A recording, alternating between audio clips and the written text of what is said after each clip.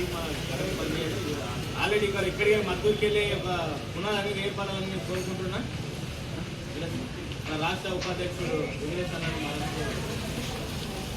అందరికీ ప్రత్యేకంగా ఇక్కడ వచ్చినటువంటి చిన్న అన్న కానీ మన తిరుమల కానీ రాష్ట్ర నాయకులు పూర్వపల్లి కృష్ణ గారు రాష్ట్ర కార్యదర్శి మన అరవింద్ అన్న గారు విధంగా మా ఇంటికైనా మేము పరిమితమైనది.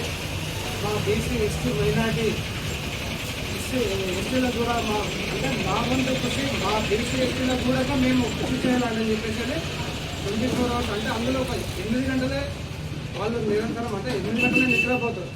మిగతా టైం అంతా మొత్తానికి మన ప్రజల కొరకే ఇప్పటికి ఎనీ టైం మన ప్రజల ఆలోచన గురించి వాళ్ళు తిరుగుతూ ఉంటారు, వాళ్ళ ఉద్యమం చేస్తూనే ఉంటారు. ఇంకొకటి కామరెడ్డి డిక్లరేషన్ కామరెడ్డిలో ఇంతకుముందు రాహుల్ గాంధీ గారు రేవంత్ రెడ్డి గారు చెప్పారు, మేము బీసీలకు రిజర్వేషన్ 5% ఖచ్చితంగా ఇస్తామని చెప్పిన వాళ్ళు నోటి కాడికి వచ్చిన ముద్దానే నోట్లో పెట్టుకుందామన్న ముద్దానే కాలుతో తన్నినట్టుగా చేసింది ఇది ఇప్పుడున్న ప్రభుత్వాన్ని.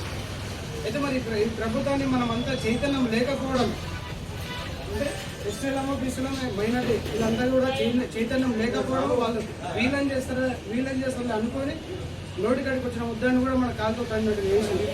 దయచేసి ఇప్పుడున్న మున్సిపల్ ఎలక్షన్ ఇక్కడ జనరల్లో నిలబడిన వాళ్ళు కూడా అంటే జనరల్గా నిలబడిన వాళ్ళకి కూడా మనం ఖచ్చితంగా సపోర్ట్ చేసి మన బీసీలు కానీ ఎస్సీలు కానీ ఎవరైనా కానీ నిలబడిన వాళ్ళని కూడా మనం గెలిపించుకోవాలని చెప్పేసి ఇద్దరు